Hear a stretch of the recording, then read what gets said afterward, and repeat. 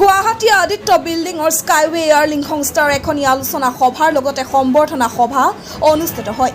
উক্ত অনুষ্ঠানত অসমৰ প্ৰাক্তন শিক্ষামন্ত্ৰী তথা বিধায়ক সিদ্ধাৰ্থ ভট্টাচাৰ্য আৰু অসম বিজেপিৰ ৰাজ্যিক সম্পাদক অসীম হাজৰিকা উপস্থিত থাকে।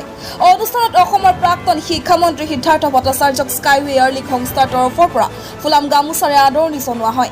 তাৰ পিছতে প্ৰাক্তন শিক্ষামন্ত্ৰীগৰাকীয়ে কয় যে বিগত 6 মাহত এই স্কাইৱে এয়াৰলিংক সংস্থাটোৱে বহুত নিবনুৱা যুৱক-যুৱতী আৰু ছাত্ৰ-ছাত্ৰীৰ চাকৰিৰ উজ্জ্বল ভৱিষ্যতৰ পথ প্ৰশস্ত কৰিছে। এই সংস্থাই অনাগত দিনত অসমৰ নিবনুৱা যুৱক-যুৱতীসকলৰ বাবে এক উজ্জ্বল ভৱিষ্যত গঢ়ি তুলিব।